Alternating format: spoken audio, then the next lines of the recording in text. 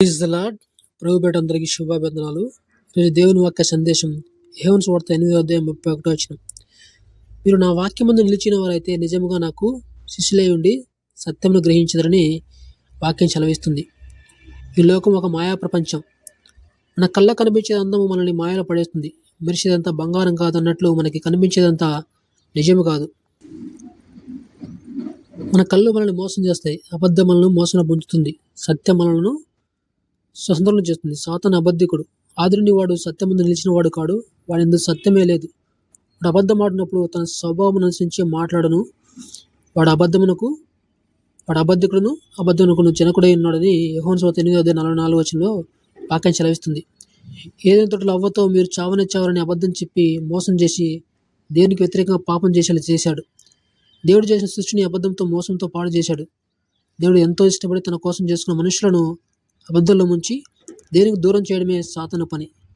ఈ భూమి మీద సాతాను ఎదిరించే ఒకే ఒక ఆయుధం వాక్యం. సాతాను మాయలని తంత్రాన్ని గుర్తించడం చాలా కష్టం. ఎందుకంటే సాతాను తానే వెలుగుదూత వేషం ధరించుకుని ఉన్నాడు. 2 కొరింథీయుల 11:14 సెలవిస్తుంది వాక్యం. సాతాను ఈ లోకంలో ప్రవేశపెట్టిన అనేక మాయలలో చిక్కిన మనుషులు సాతానుకు బందీలుగా ఉన్నారు. సాతాను తంత్రాన్ని గుర్తించాలంటే వాక్యం మనలో ఉండాలి. వాక్యంలో నిలిచి ఉంటే ఏది సత్యమో ఏది అబద్ధమో మనం గ్రహించవచ్చు. వాక్యంలో మనం నిలిచి ఉండాలంటే దీవరత్వం దాన్ని ధ్యానించాలి. సాతాను ఎదిరించాలంటే వాక్యమైన ఖడ్గం మనం ధరించాలి.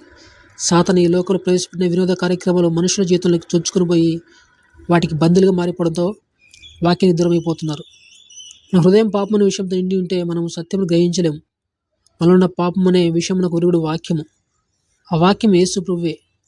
ఆదియందు వాక్యం ఉండెను, వాక్యం దేవుని యొద్ద ఉండెను, వాక్యం దేవుడే ఉండెనని యోహాను సువార్త 1:1 వాక్యం సెలవిస్తుంది. వాక్యం మనలో ఉంటే దేవుడు మనతో ఉన్నట్లే. అప్పుడు సాతాను ఈ లోకంలో ప్రవేశపెట్టిన బంధకముల నుండి మనము విడిపించబడి స్వతంత్రమవుతాము. కృపా సత్య సంపూర్ణంగా మన మధ్య వచ్చిన వాక్యమైన యేసు మనలో ఉంటే మనం స్వతంత్రులమే. సాతాను మనల్ని ఏమీ చేయలేదు. కాబట్టి నువ్వు సత్యము గ్రహించి స్వతంత్రం పొందాలంటే వాక్యం నిలిచి ఉండాలి. నువ్వు సాతాను బంధకం నుండి విడుదల పొంది సత్యము గ్రహించడానికి దీవరాత్రం వాక్యం ధ్యానించినప్పుడు నువ్వు సాతాను వల్ల పడవు. దానికి నువ్వు సిద్ధమా? ప్రభువా, ఈ లోకంలో జీవించినంత కాలము వాక్యం నిలిచి ఉండి సత్యమును గ్రహించి స్వతంత్రంగా ఉన్నట్లు మాకు సహాయం చేయమని యేసయ్యను మనం అడుగుదాం. ఆ రీతికి మనము సిద్ధపడదాం. దేవుడి చిన్ని వాక్యం దీవించిన గాక. ఆమేన్.